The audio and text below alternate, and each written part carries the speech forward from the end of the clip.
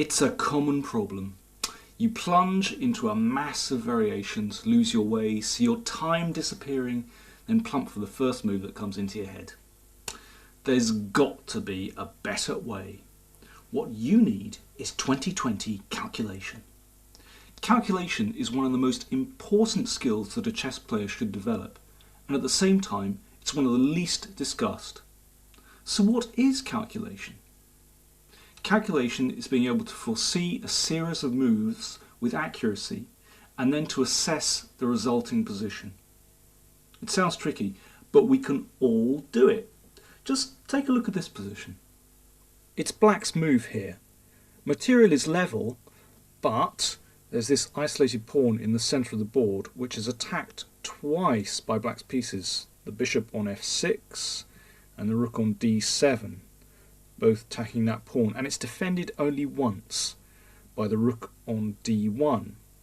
Okay, well, black thinks he can take that. Now he has a choice. He can either take it with the rook or the bishop. First of all, you look at rook takes pawn. Rook takes pawn. Rook takes rook. Bishop takes rook. But then at the end of that, white plays bishop takes pawn, and the position is looking dead level, opposite colour bishops, equal material, must be a draw. Let's look at the other possibility. Bishop takes pawn on d4. Well, that looks much better. It seems as though black is simply winning a pawn here. The only trick that white might have here is to play bishop takes pawn on b7. Well, of course, if rook takes bishop, then rook takes bishop and white is fine, but black has the little trick here. Bishop takes f2 check, king takes bishop, and then rook takes rook on d1, and black has a winning endgame. Having looked at those simple lines, we can deduce that bishop takes pawn on d4 is the correct move for black. Let's just recap on my thought processes there. I looked at two starting moves and then went through the variations systematically, deducing at the end that bishop takes pawn was the correct move. This simple position illustrates the two main skills that are involved with calculation. First, you must be able to analyse a position accurately. That is, you have to be able to see ahead several moves. And the second skill is assessment. You must be able to assess a position accurately at the end of one of those variations. Chess computers have taught us humans a lot about how we think about the game. Computers think, if that's the right word, quite differently to us. They'll consider every single legal move in the position and then analyse variations just a few moves deep, whereas intuitively we will only look at maybe 2 or 3 moves. We'll narrow down the options straight away. Sometimes we might even only look at one move. It's important to narrow down the options, otherwise calculation just becomes a total nightmare. The human way of thinking is really far more efficient. Just tune into this position. Well, okay, there's a mass of pieces on the board. First glance, very complicated? Well, not really. It's white to play. What's black up to? Well, a bit of play on the queen side. White's hacking down the king side. There's really only one move. To my eyes, g5 is the only move to consider in this position. Black plays pawn takes g5, and then white recaptures bishop takes g5. White has broken open the g file. He has his queen and rook lined up against black's king, and he just has a storming attack here. The moral of the story is, it's good to narrow down the options, and if it looks like there's only one decent move, then spend your time calculating that one. This narrowing down of options, or selection of initial moves when you start thinking, was termed as a selection of candidate moves by the Russian Grandmaster Alexander Kotov in his excellent book, Think Like a Grandmaster. Having selected those candidate moves, he advised that you go through each of those moves quite systematically, looking at all the variations from each candidate move one by one. He also recommended that you don't jump back and forth between the variations. Let's consider this position. It's black's move. First of all, before you begin analysing any variations at all, find all of black's candidate moves in the position. That does not mean all of black's legal moves. Remember, we are not computers, but select those candidate moves, the likely moves for black in the position, before you start analysing the variations.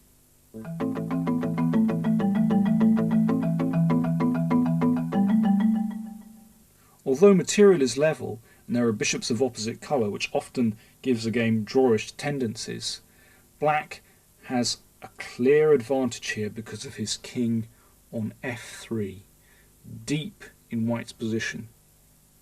White's king, on the other hand, is on g1, terribly cramped, and white is really hanging on here for dear life. There are two white pawns on h2 and f2 that are both on black squares. That means that black's bishop can potentially have a go at them. So white is really hanging on for a draw here. But black has yet to create a passed pawn, and that's crucial in this position. Black is looking for a breakthrough. Now, those candidate moves. Well, I think it's important to look at the captures in any position. So the first candidate move I would consider is bishop takes pawn on h2. That has to be looked at. The next move I might consider is bishop d4, attacking the pawn on f2. That looks like a likely move. So that's my second candidate move. Then I would look at the pawn breaks. So I have pawn to e3, my third candidate move. And then I would look at pawn to g3, my fourth candidate move. Before going into detail on any of those one moves, it's very important to have selected all the candidate moves in the position. It's no use looking at bishop takes h2 check for 20 minutes, finding it doesn't work, and then going back to look at some other alternative. Very important to find the candidate moves first and look at each in turn. Okay, so we've done that. Now let's look at them systematically. Well, the first move, our first candidate move, was bishop takes h2 check. Well, white, of course, is going to capture the bishop. King takes bishop. Well, that looks quite dangerous, but is this actually winning for black? Okay, well, the next reasonable move looks to be king takes pawn, but there's also g3 check, so we'll have to look at each of those moves in turn. Well, first of all, king takes pawn. Well, it seems as though white can defend by playing bishop takes pawn on g4. Well, black's got to push that pawn. And then I think white is going to win this position by playing c5, a simple pawn break. And after pawn takes pawn, then d6, and white is going to queen first, because of course if e2, white whips the pawn off very swiftly, bishop takes pawn, and white gets a new queen. So back to the position before king takes pawn. g3 check was the other move we had to consider. Well, this doesn't seem to make much difference because white just plays pawn takes pawn. And after e3, well, there's a threat of e2 and queen's next move, but king takes pawn wins for white. Of course, if e2, then there's bishop g4 check, king f2, and bishop takes pawn, and white wins the king and pawn ending very easily. Well, we went into some detail on our first candidate move, but we've rejected it. We found out that bishop takes h2 loses. Okay, our second candidate move was bishop d4. Well, that looks much better. The threat is bishop takes pawn check, and that looks to be winning for black.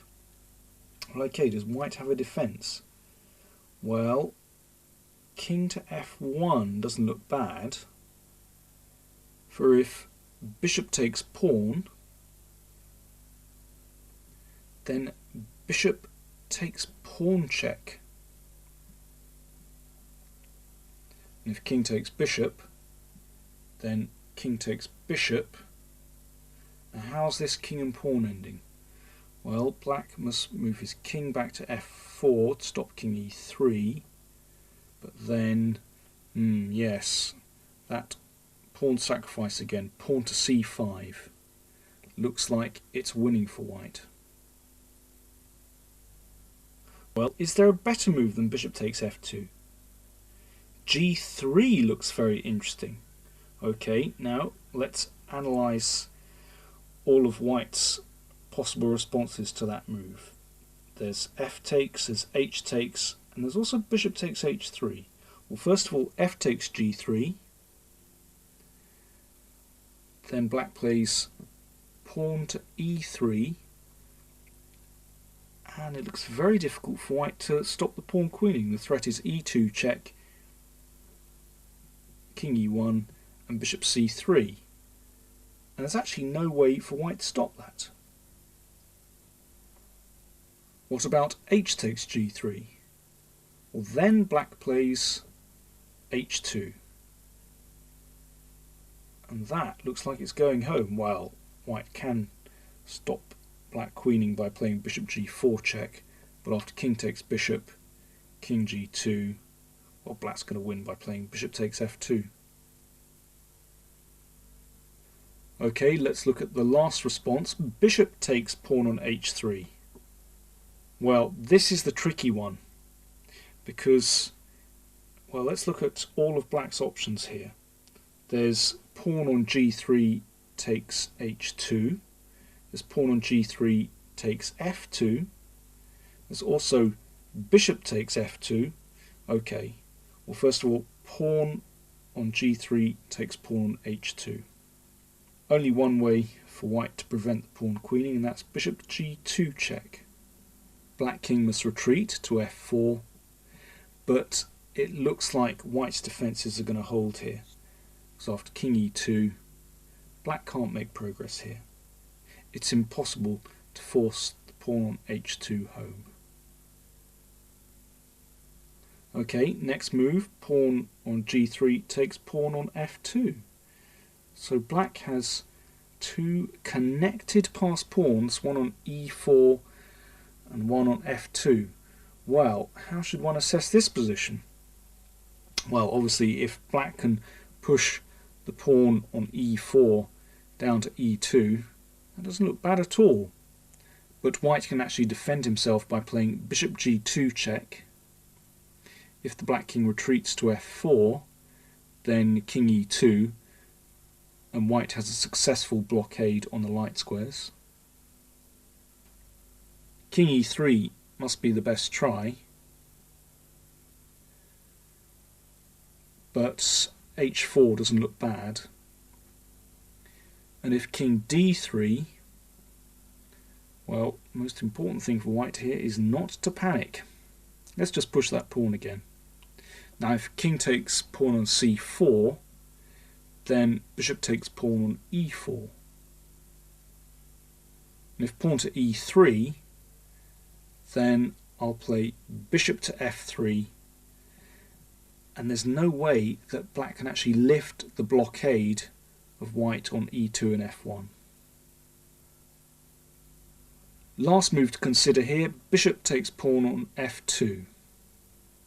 Well, white can draw this one very easily just by playing pawn takes pawn on g3.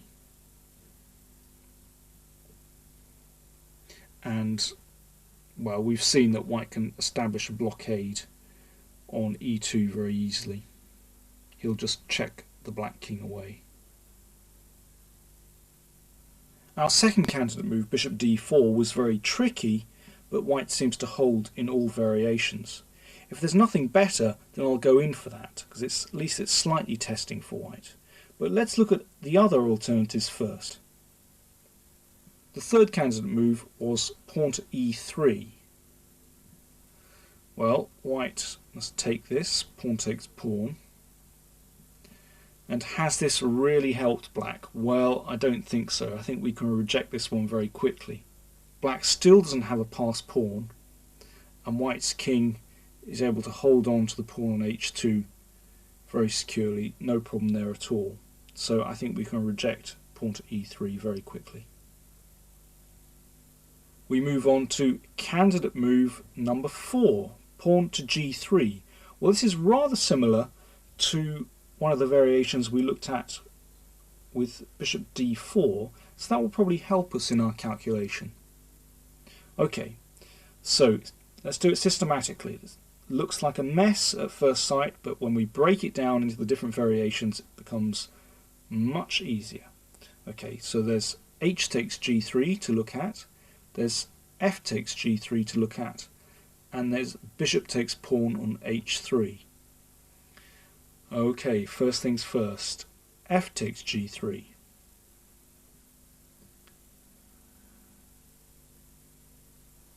This one looks good for black. We can just push the pawn to e3, and there doesn't appear to be a good defence for white. My threat, pawn to e2 and e1 and queen. Next move to look at, h takes g3. Okay, well, I've got myself a passed pawn on h3. Is there any way I can use that? Well, let's look at my possible options. Well, there's bishop takes pawn on g3, creating a passed pawn. There's h2 check. Okay, let's look at both of those. Okay, so bishop takes g3 first. Now white has two options, either pawn takes bishop or bishop takes pawn on h3. First of all, let's look at pawn takes bishop. Well, pawn e3 looks pretty dangerous. Don't see a way to stop that pawn. Of course, there's king f1, but then h2 looks pretty good.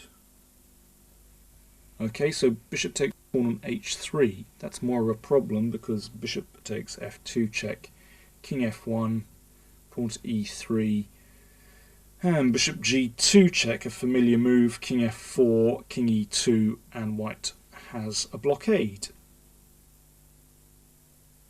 Instead of bishop takes pawn, h2 is the other move. King takes pawn, looks like the only sensible option. Then king takes pawn on f2. Well, this one is very dangerous because the white king is out of play on h2 and I'm just threatening to push the e-pawn. Looks like only one move for white to prevent the pawn coming down to make a queen, and that's bishop g4. And now, well, I could simply play bishop takes pawn check or push the pawn. Let's look at pushing the pawn. I like that move. Okay, king h3, not much for white to do. And now I could play pawn down to e2, but I think the simplest move is just bishop takes pawn on g3. Then I'll move the bishop back, play e2, win the bishop. Well, it's a winning position, there's no problem there. So white's last move to look at is bishop takes pawn on h3. Well, that was a problem in the other variation when the bishop was on d4, but here this looks like it's winning. Okay, I've got two options, but, well, I'm going to play pawn takes h2 check. You can see that's winning very easily. King h1, only move. King takes pawn on f2, and now my pawn on e4 is just going to march down the board. That's a very easy win for black, just by comparison with the other variations. So, having gone through my 4 candidate moves in turn, I've deduced that g3 is the best of them, so I can play that move. I know that wins. That may have seemed like quite a laborious procedure, but this idea of selecting candidate moves and then looking at each one systematically is really the only way to get to the heart of the position. You also might have found it quite difficult to see such a number of moves ahead from the starting position, but it's the only way to do it, and all I can say is it's a skill that can be improved by practice, by training. But the methodology is important. You must get that right, otherwise your calculation will just be a total muddle. If at the moment you don't feel very confident at seeing moves ahead, as I said, it's a skill that can be improved by training. There are various ways you can go about this. For instance, you might look at the daily puzzle in a newspaper and try to work out the solution just by looking at the diagram. Don't try out moves on the board though. That's one way. Another might be looking at a chess book, and then from the diagram try to play through the moves that follow in your head. Another way is to play a blindfold game with a friend, with one of you sitting at the chessboard. Otherwise, again, you could end up in a bit of a mess. All these will help you visualize variations in your head. At first, you'll find these exercises rather difficult, but if you're committed, then you'll be amazed at the improvement in your game. It'll help you visualize variations. Commitment, that's what you need. I'd like to show you a position now that will test your powers of calculation. And to get there, let's practice a bit of blindfold play. I'm going to play the first few moves of the game on my board here, but you're not going to see them on the graphics board. Try to visualize the moves in your head, and let's see if the position you reach matches up with the position that will appear shortly. It's going to be a tough test for you, but here goes. Okay, so pawn to e4. Black plays the Caro-Kann defense. Pawn to c6. White plays d4. Black plays the pawn out to d5. And white defends the pawn in the centre with knight c3. Black captures on e4, d takes e4, and white recaptures, knight takes e4. Black plays knight f6, white captures, knight takes f6 check, and black recaptures with the e pawn, e takes f6. How are you doing? You still got the position? Okay, white plays c3. Black plays the bishop out. Bishop to d6. White plays bishop d3. Black castles. White plays queen to c2 with a little bit of a threat. And black plays rook e8 check.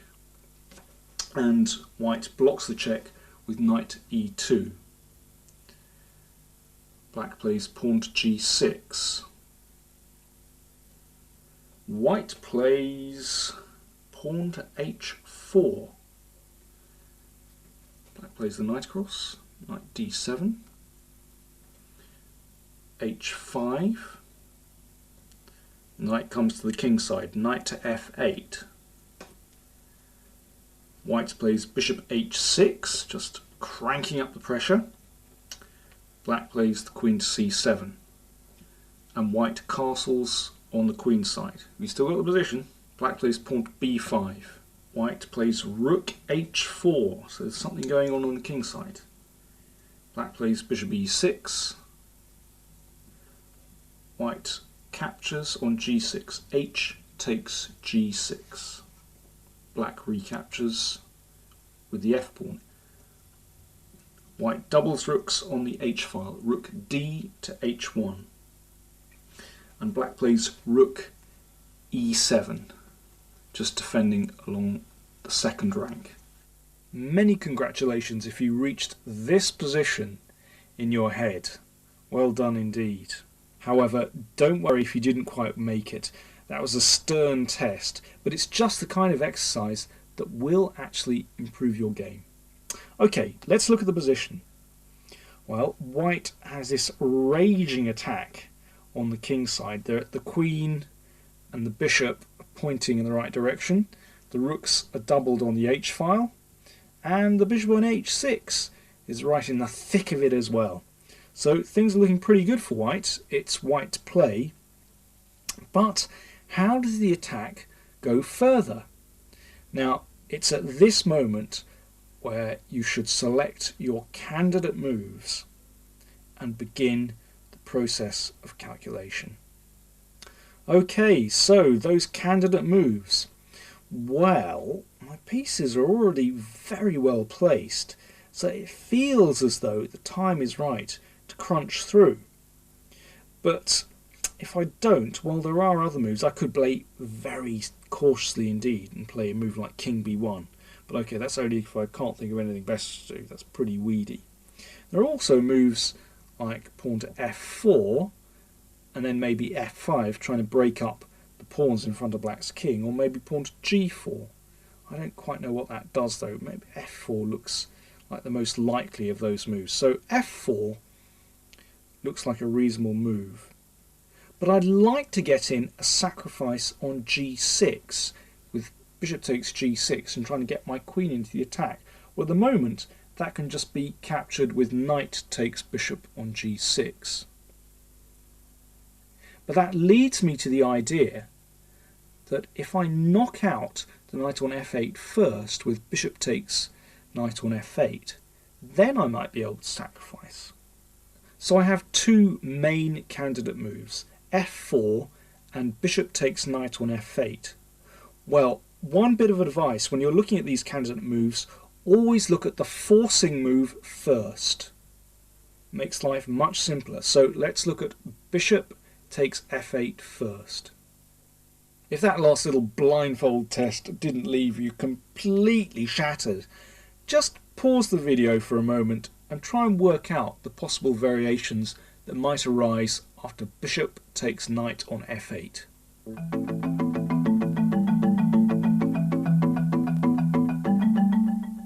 This is actually from one of my own games. I had white. I was playing against Mr. Caffola in the Kilkenny tournament 1995. I actually played bishop takes knight on f8. Now before I played that, I had to look at all the variations involved. I didn't particularly want to give up that bishop unless it led to something really concrete. Okay, so after bishop takes knight, I had to analyse two variations. Let's do it systematically. There's rook takes bishop and there's king takes bishop. Okay, so rook takes bishop. Well, my big idea with knocking out the knight was to be able to sacrifice my bishop on g6. So bishop takes g6.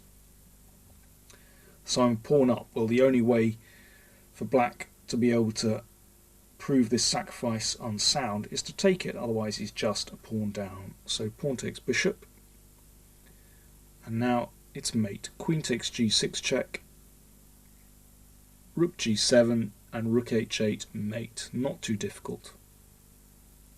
Variation number 2, not rook takes bishop but king takes bishop. Alright, so once again I'm going to play bishop takes pawn on g6, and black plays pawn takes bishop. Now I have alternatives. I can play queen takes g6 or rook h8 check. Well, I quite like rook h8 check because that's the more forcing move. Okay, so let's play that first. Rook h8 check. Now if the king moves up, then rook h7 is mate. So bishop g8 is forced. And now queen takes g6. Everything's with tempo, that's very important. So I'm threatening queen takes g8. Well, there appears to be only one move to defend against that, and that's rook g7. What's pleasant about these variations is that most of them are forcing. It's not that difficult. There aren't many branches off them. And now queen takes pawn check looks like the only decent move. Now black has three alternatives. There are three ways to get out of check. There's rook f7, queen f7 and king e8. Okay, let's look at each of them in turn, very important. So first rook f7. Well, there's a neat little sacrifice to finish the game off here, and that's rook takes bishop, king takes rook, and rook h8 checkmate. Next way of blocking the check, queen f7. Well, that means the bishop on d6 is left unprotected, so I just play queen takes bishop check. I don't need to go any further. I've got my piece back and I'm 3 pawns up, and I've still got a massive attack. And the last move, king e8. Well, I could actually stop analysing here because I have 3 pawns for the piece and I still have a very strong attack. Actually, before I played bishop takes knight on f8, I did analyse this position and I found that rook on 1 to h7 is actually a killer move in this position. This is what happened in the game, and here my opponent resigned. For if rook takes rook on h7, rook takes bishop check, king d7, queen f5 check wins the house. King e7, queen takes h7 check, and it's going to be fun from there. Having found that my forcing move, bishop takes knight on f8, was actually winning, then there was no need to look at the slower moves like f4 or even a ridiculous king b1. Likewise, after bishop takes f8, king takes bishop, bishop takes g6, pawn takes bishop, I had the alternative queen takes g6, but there was no need to look at it here because I found that the forcing move, rook h8 check, was winning, so there was no need to look at queen takes g6 straight away, although actually that's just as strong and probably just transposes to the game. The lesson of this game is, yes, find those candidate moves, but always look at the forcing moves first. It could save you a lot of time when you're calculating. There are a couple of common problems when people calculate that it's good to be aware of. The first is, don't get carried away with one particular line. You know, you might see some beautiful queen sacrifice in one variation, and that blinds you to the rest of the variations that you still have to look at. Because everything seems so neat, so perfect, it seems as though it's destined that you should play a move. But watch out for those defences. Look at all the variations. There might be some clever way out. Let me show you an example where I fell into exactly that trap of not looking thoroughly through all the possible variations. I had this position as white. My opponent was Hammond from England. Now I had this position in the last round of a weekend tournament where if I won then I'd win first prize. I was very tired indeed, and that's probably one of the reasons why I wasn't calculating very accurately. But also by that stage you just feel like flinging the moves out. You don't care, you just want to beat the guy as quickly as possible. The opening had gone very well for me. I really like this knight on f4. It's beautifully placed there. It can't be kicked away by the pawn on g6 because I've got my pawn on h4 preventing g5. And look at that diagonal through from b3 down to the king on g8. Black's king is actually really quite exposed. My king, although in the centre, is actually perfectly safe because the central pawn structure is fixed. It's closed. Now already, because my opening had turned out very well, I was looking for a quick kill, and I was really playing quite recklessly. Based on the weakness of the diagonal down towards Black's king, I selected a few candidate moves to look at. Well, first there was queen b3, putting the queen there straight away. Then I looked at rook b1 in order to play b4 and then maybe queen b3. I also looked at queen a4 and then b4. And finally I hit upon a pawn sacrifice, pawn to b4. If knight takes pawn, then I bring my queen to b3 straight away with gain of time.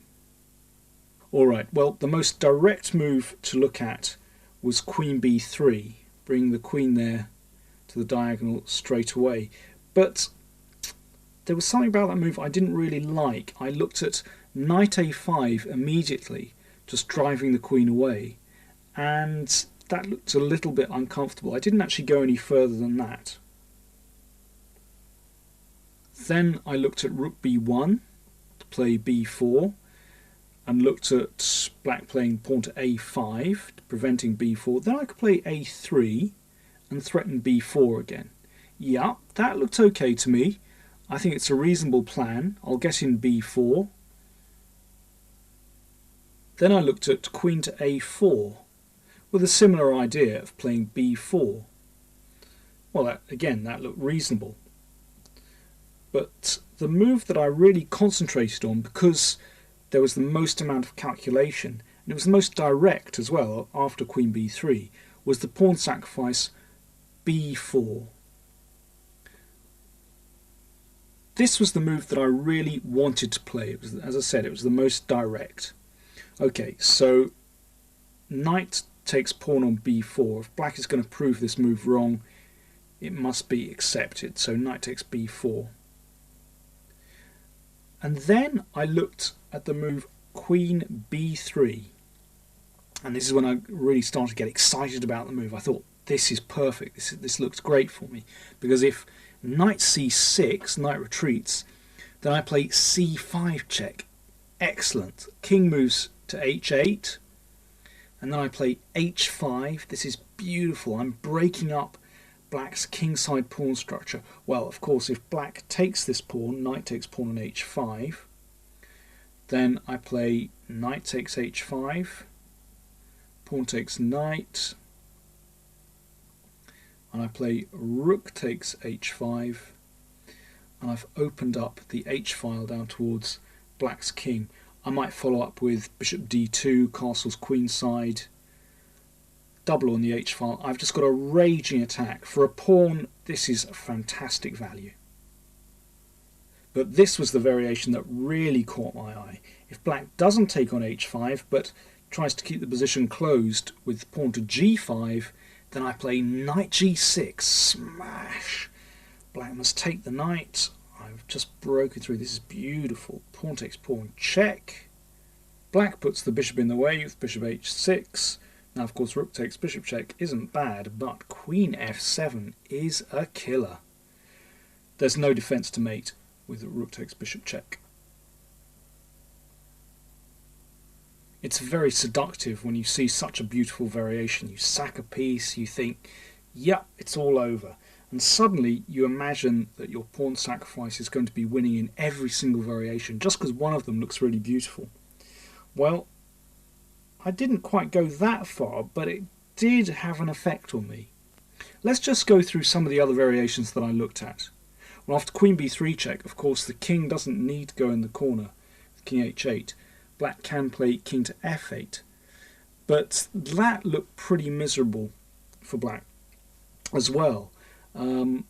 I simply thought bishop to a3 really piles on the pressure. Problem is that black's king is really now marooned on f8. It can't return to the safety of the corner because of the queen on b3. And at some moment that diagonal with the bishop on a3 down towards the king is going to open up. I thought for a pawn this is a fantastic position for white. Well, after queen b3, the first problem that I encountered was, well, hang on, the black knight actually doesn't need to return to c6. c5 could be a good move. Now this blocks the diagonal from b3 down to g8. For instance, after pawn takes pawn on c5, then black could retreat the knight to a6. That's quite interesting. But perhaps queen to a5 is the best move, followed by queen takes c5, or maybe again knight a6 and then knight c5. The point is that in these variations, once again, that diagonal from b3 down to the king on g8 remains closed, and I didn't want that to happen. So instead of queen b3, I tried to refine my idea.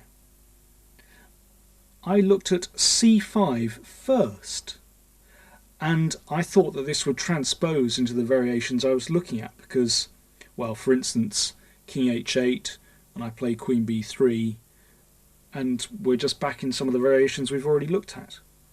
However, there is a problem with this. Well, I saw that black could play d5, but that didn't worry me at all. I thought that after queen b3, knight plays back to c6, and I simply recapture my pawn with knight takes d5. Now, material is level here, but I thought I've opened that diagonal, and a position like knight takes d5, queen d5 check. I thought this would be good for me because if queen takes queen, knight takes queen, then c7 is hanging. So black actually can't exchange queens, must play king h8, and then I could exchange queens, the ending is quite pleasant, but I could also retreat my queen to b3, and I've really accomplished what I wanted to, that is to open up that diagonal, and well, it still looks like I'm threatening h5 in this position. I'd convinced myself that b4 was a really promising pawn sacrifice. It just seemed so natural. I'd seen a couple of very nice variations, one of them where I was sacrificing a piece and forcing mate, that was beautiful. And somehow, because the opening had gone very well for me, I was just seduced into thinking that I was going to roll over my opponent very quickly. Well, unfortunately, there was a big snag with the variations that I looked at. Now, just go back over them. Can you see what I missed?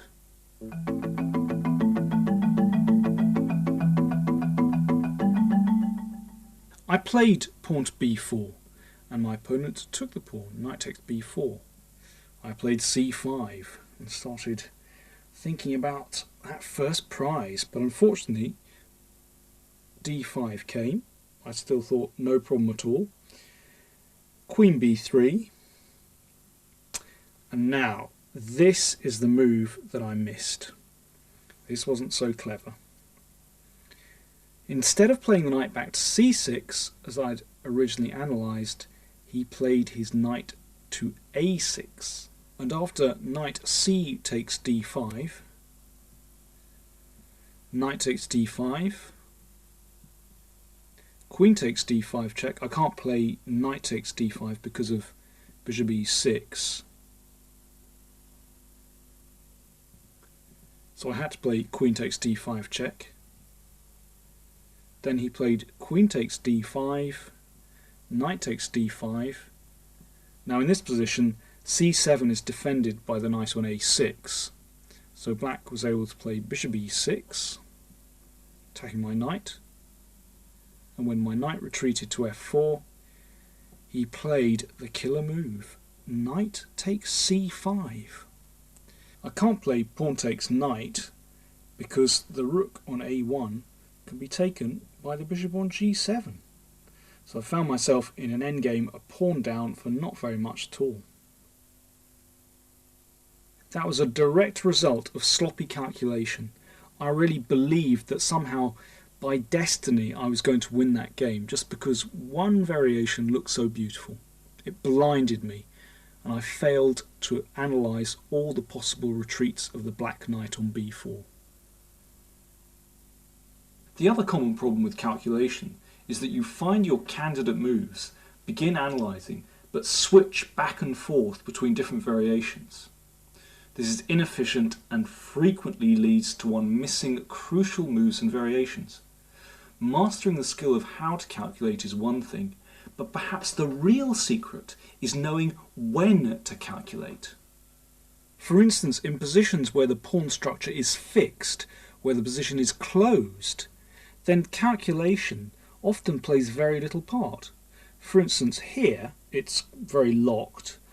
It's more to do with manoeuvring. So, for instance, if I were white to play here, I'd be thinking about redeploying my knight on c1, which isn't on a great square. All my other pieces are reasonably well placed. This is more about manoeuvring. So I might think about, for instance, knight e2 to c3 and then into d5 or maybe b5. There are other kinds of positions where calculation is inappropriate and simply a waste of time. Here, for instance, it's white to play. Common sense dictates that you should play your rook to the open file before your opponent does.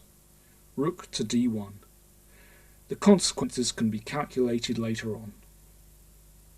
It's in hand-to-hand fighting where calculation is really appropriate.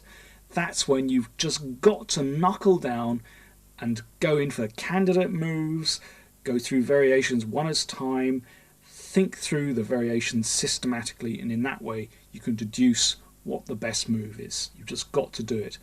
I've selected 3 moments from the Kasparov-Anand World Championship final that illustrate calculation very well.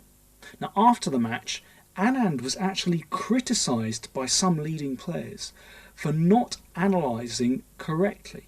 It was felt that that really was his downfall in the critical moments of the match. He really didn't get his act together as far as calculation was concerned.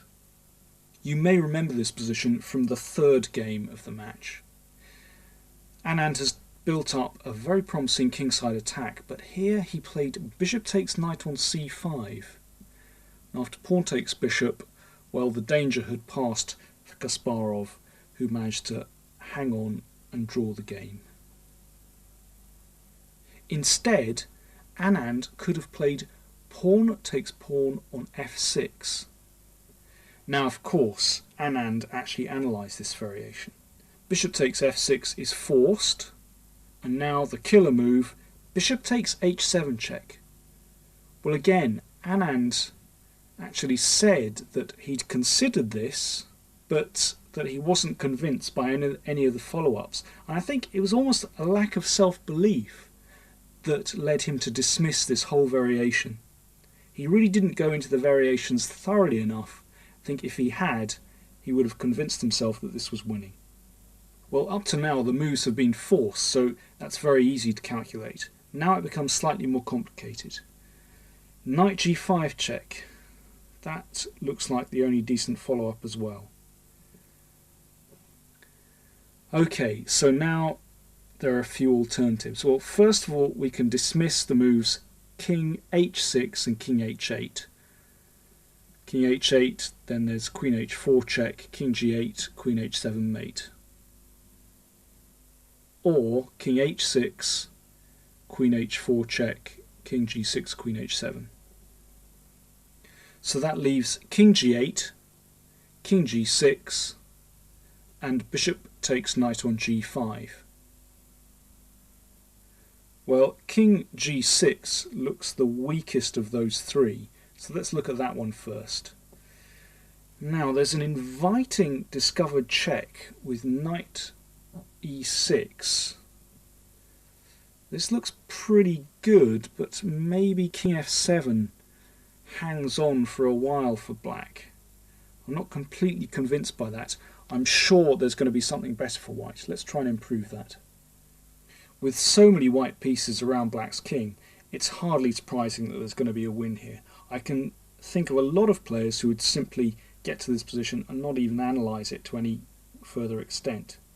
But okay, let's just put the icing on the cake. f5 check looks like a killer move to me. Pawn takes pawn, then knight e4 check, king h7. Oh, if king f7, then knight d6 check wins the queen. So king h7, knight takes f6 check, g takes f6, rook f4, followed by rook h4 mate. That leaves us with king g8 and bishop takes knight on g5. Okay, let's deal with king g8 first, but as we'll see, they probably transpose. Okay, so then queen h4. Only one move to prevent queen h7 mate, and that's bishop takes g5. And now we play f takes g5. Well, I think this might have been one of the positions that Anand saw, and I think he just simply gave up here, thinking that black has a whole move to defend himself. He's already a piece up, and so what's the point of looking any further? But this is where he probably should have been a bit more thorough. It's easy to criticise. I don't know if I'd have found this in the heat of battle. It does involve an enormous amount of calculation. But anyway, let's go through the lines. White has a threat, pawn to g6 and queen h7 mate. There are a couple of ways to try and prevent g6. There's queen e8, and there's rook takes f1 check, followed by queen e8. Okay, one at a time, so queen e8 first.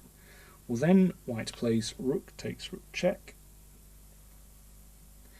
If king takes rook, rook f1 check, king e7, g6 check, king d7, rook f7 check. It's just a torrent of checks here. Black's completely dead. King c8, and now the simplest win is just bishop takes g7, threatening rook f8, winning the queen, and if, for instance, knight d7 preventing that, then it's the old switch, queen takes knight on b4. White is, what, 2 pawns up with a completely crushing position.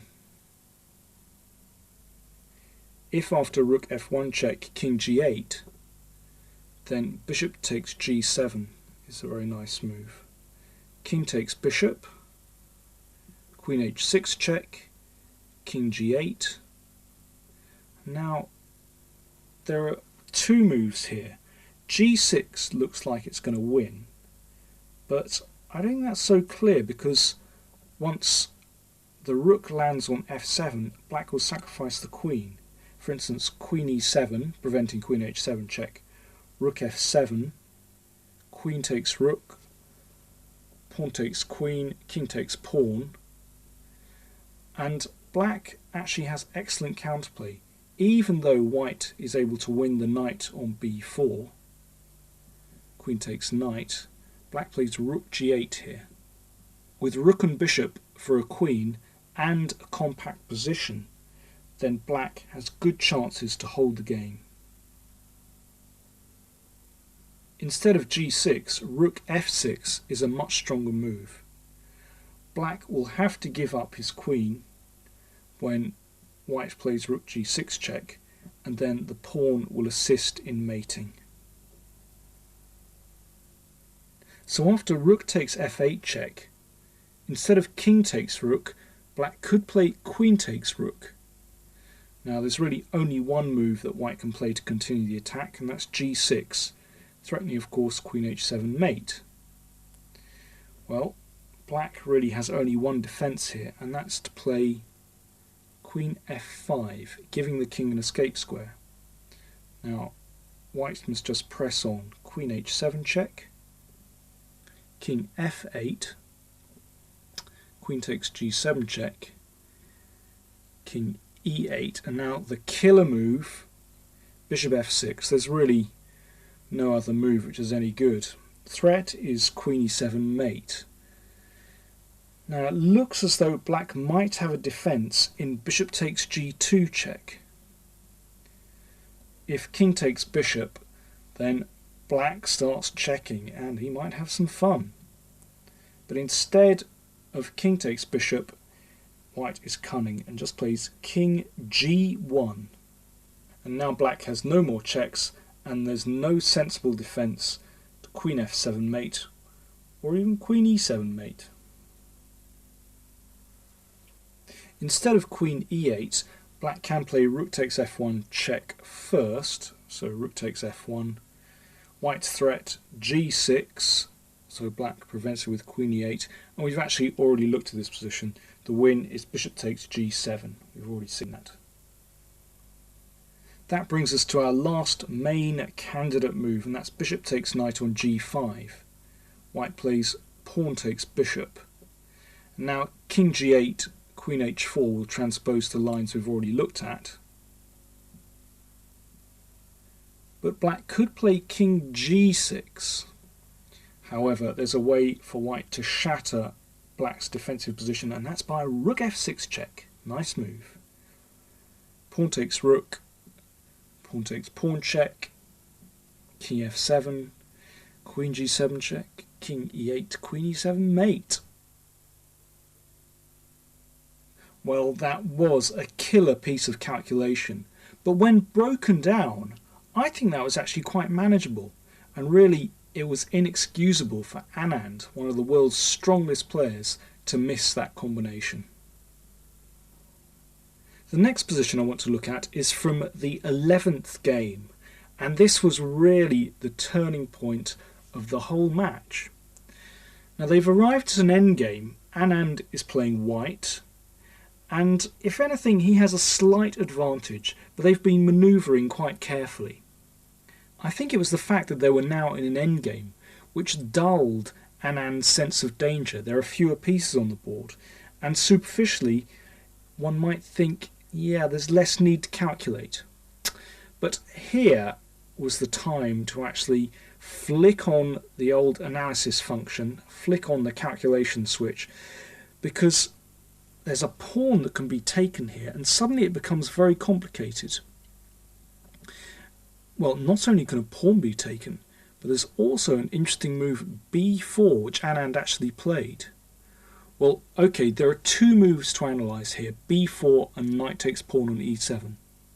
Let's first play knight takes pawn on e7. Kasparov's idea was that if rook e8, then the knight on e7 is actually trapped. However, matters are not so clear, because first Anand plays pawn to b4,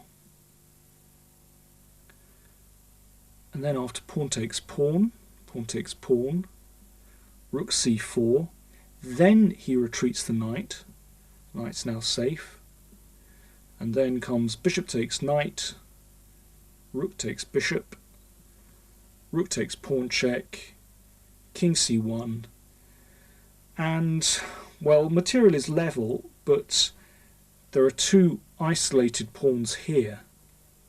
White has perhaps a slight advantage. Probably Kasparov's best move is f5, hoping to liquidate a lot of pawns. Instead, Anand played b4. Kasparov captured, Anand recaptured, and there came rook c4. Well, Anand had calculated this and thought that he was playing knight b6, winning an exchange. Well, that's what happened.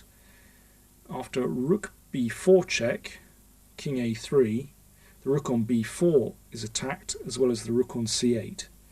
Now, Kasparov had actually calculated this position moves before, and he'd seen that he has a killer move here. Rook takes c2. A lovely move. Well, if king takes rook, rook takes rook, black is 2 pawns up with a winning position. And if rook takes c2, then rook b3 check is very neat. King a2, and now rook e3, discovered check from the bishop on e6, king b2, and rook takes rook on e1. Once again, black is 2 pawns up in an endgame with a very simple win. Although quite different kinds of positions, I think Anand's blunder was the same in both. He didn't calculate deeply enough. In the first example I showed, he missed a win because he didn't go to the bottom of an attacking variation. And in this game, he didn't go deeply enough. If he had, he would have seen that Kasparov had this very neat trick. This position is from the 14th game of the match. Anand has the black pieces, and till this point, he's played a very nice game indeed. He's been playing super positionally, and Kasparov, well, he's really under a bit of pressure.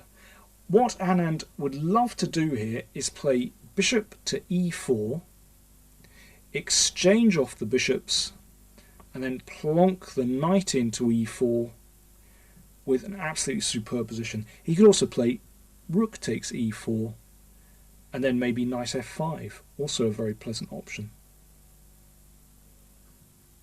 Kasparov realised that if he didn't react quickly, then he'd fall into a passive position. So he played an amazing move, knight to e5, brilliant stuff. And suddenly Anand must deal with a whole load of complex tactical ideas instead of playing some nice, smooth, positional game which involves a lot of manoeuvring. Black has to think about the game in a completely different way to before. Now Black must calculate. We're getting into the realms of hand-to-hand fighting, and it's here you can't back down. You've simply got to get stuck in and just find those candidate moves, just analyse the variations one at a time, go through them systematically. Problem was that Anand was short of time, and to a certain extent you've got to use your judgment. But still, he did have just about enough on his clock to actually do some calculation here. From memory, he had about a quarter of an hour left for, let me see, 13 moves. But instead, he used roughly 30 seconds to respond to this amazing move knight e5. He played queen to e6. Now, playing a move in half a minute, that shows you that he really wasn't calculating. He was still just playing on instinct, really. Just playing positionally. He wanted to occupy e4 with his bishop. But that gave Kasparov a great chance. He kept throwing problems at Anand. He played the pawn to g4. Fantastic move. He never allowed the position to settle down. Well, Anand had to take that. And then knight takes g4. Anand defended the pawn on f6 with bishop g7, but then Kasparov played his rook in to c7. Very dangerous indeed, not only attacking the pawn on a7, but looking at the bishop on g7. The natural response to that move would be to block on the 7th rank with either rook e7 or rook d7, but there's a big problem with that. For instance, rook d7, then there comes rook takes rook, queen takes rook, and white can either play bishop takes d5 check or crash through on f6. So really, Anand's mistake this time was not a lack of depth in his analysis, but simply that he failed to calculate at all. That was his big mistake. Here he just had to get down to calculating.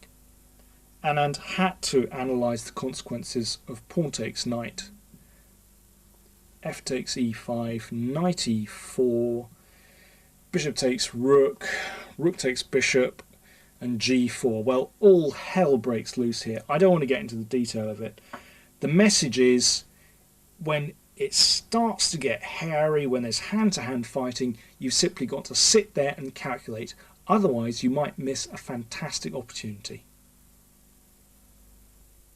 If a World Championship candidate like Anand can not only get his calculation sums wrong, but not even know when he should be calculating, then it goes without saying that it's going to be a hard road ahead. But you can improve these skills by practicing the techniques we've already mentioned. In particular, you've got to be disciplined in the way you think about positions. When you're calculating, look for candidate moves, then work through the variations in a thorough and orderly way. Apart from sharp tactical melees, I should mention two more situations where 20/20 calculation can often be applied. First, when you already have the advantage. Someone once said that the secret of good technique is good calculation.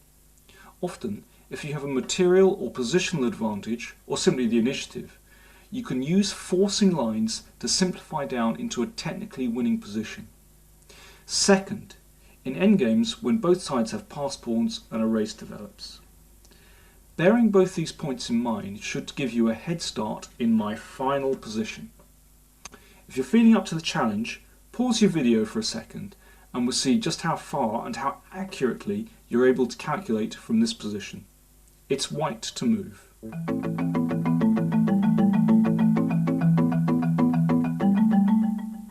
This is from a game between Bent Larsen from Denmark, playing white, and Svetozar Gligoric, playing black, from Yugoslavia.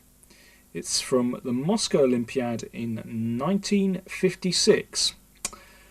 Well, this was when Larsen was just beginning to make his mark on the international tournament circuit. He's played a very fine game. It looks a little bit messy. I think we're into that hand-to-hand fighting stage. But in fact, Larsen had controlled this game very well, and he'd actually forced this position because he saw that he could simplify down to a winning endgame. Well, let's look at white's possible moves. There's rook takes rook check, followed by queen takes pawn on b5, and there's also simplification starting with queen takes pawn on f7 check. Well, let's just run through rook takes rook check very quickly. King takes rook, and now queen b5, actually loses to bishop e3 check, a really devastating discovered check there.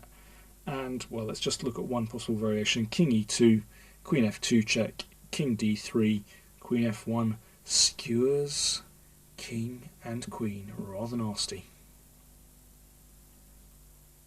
Several moves back, it had been Larsson's intention to play queen takes f7 check. Now, he calculated a great many moves ahead here. I think he was able to do that. It's because there were no branches off the main tree of analysis. It was pretty clear. Black has to play queen takes queen. White plays bishop takes queen check. King takes bishop. All these moves are forced. That's why it's quite an easy variation to calculate, even though it's many moves ahead. Rook takes rook check. King takes rook. King takes bishop.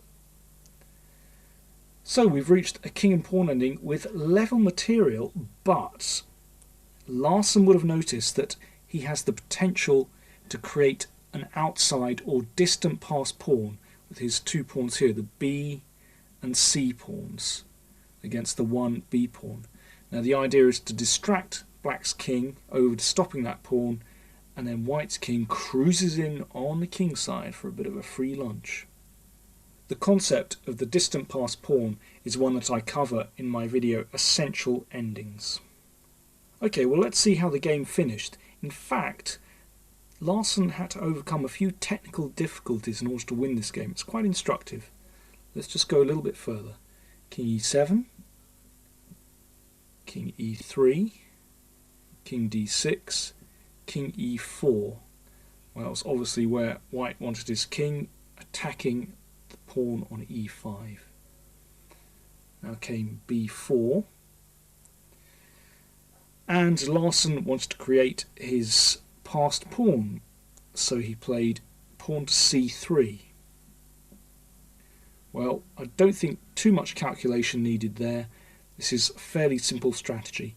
If black now captures, white recaptures, and when black's king goes for the c pawn, white's king will just clean up on the king side.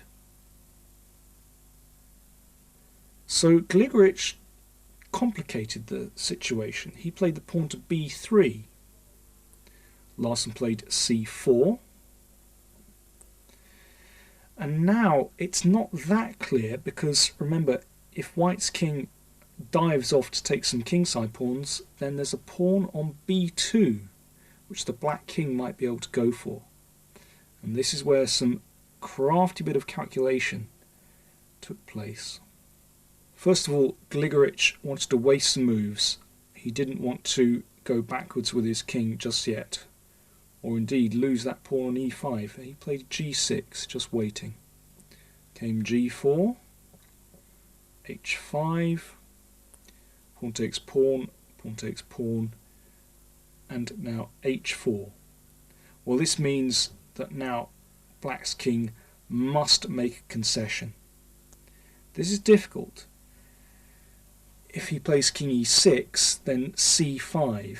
That's pretty nasty. Then black would lose. He must give ground again, and that would be fatal. So instead he played king c6. This is a very tricky move. Obviously Larsson took the pawn. King takes pawn. And now came king c5. This is getting very tricky. Well, this is where a bit of calculation is involved. For instance, Larsson might think, well, maybe I can go for the h-pawn and I'll queen first. In king and pawn endings, it's probably best to calculate in a slightly different way to the calculation we looked at earlier. Let me show you. White wants to go over with the king, take the h-pawn and queen his own h-pawn. Well, you just count those moves in turn. Okay, so first of all, king f5, 1, king g5, 2, king takes h5, 3, 4, 5, 6, 7, 8. So it takes white 8 moves to get a queen. Okay, now let's calculate black's moves. King takes c4, 1, 2, 3, 4, 5, 6, 7. Remember, it took white 8 moves, and he had the first move. Took black 7. So in other words, that's going to be a draw. After calculating in that way, Larsen realised he'd have to find another way to win, which he did. There's a clever piece of manoeuvring he managed to find. He played King F5. Gligorich now played a tricky move, King D4.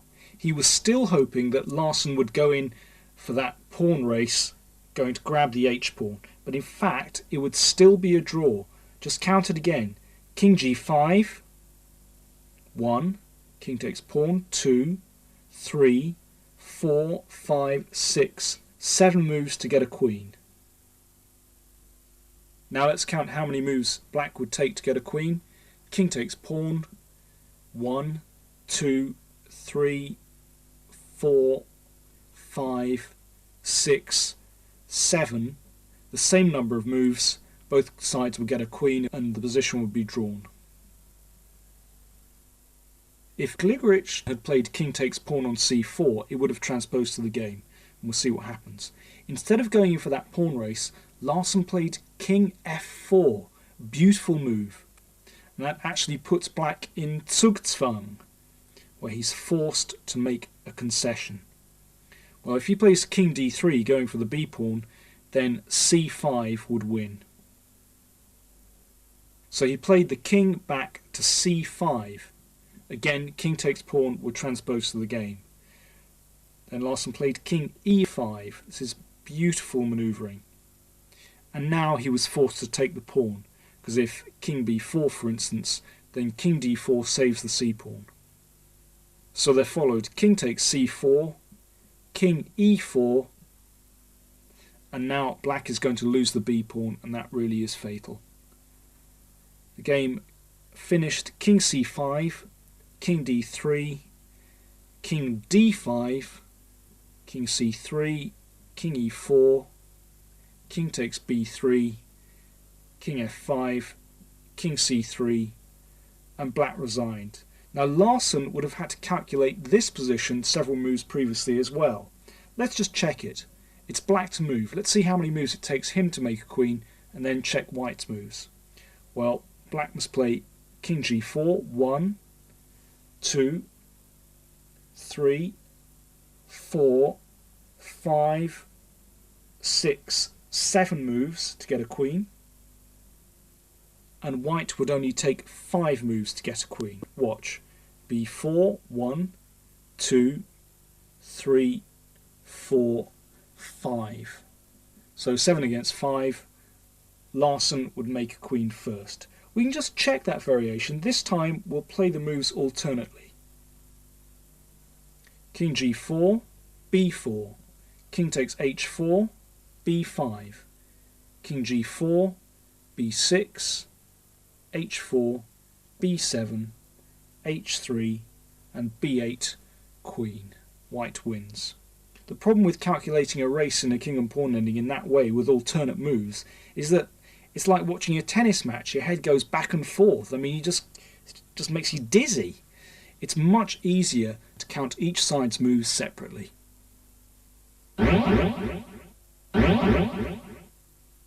Let's sum up what we've looked at in this video. I've got a few big messages. When you're playing, first ask yourself, should I be spending valuable time calculating this position at all? Knowing when, and crucially when not to calculate, will help you to manage your time better. Then if you do decide to calculate, take a few moments to find all the likely looking moves in the position before you dive into the labyrinth of an attractive variation. In other words, select your candidate moves. Then, work through the variations systematically, examining the most forcing moves first. And finally, let me give you a couple of handy tips to set you on your way. Before you make your move, do a last minute check around the board, making sure you haven't overlooked anything really dreadful. And, even if your opponent is much stronger than yourself, don't trust his calculation. We've seen in this video that even the world's strongest players make mistakes. If you take the trouble to develop 20/20 calculation, you will have cracked the hardest skill to master in chess.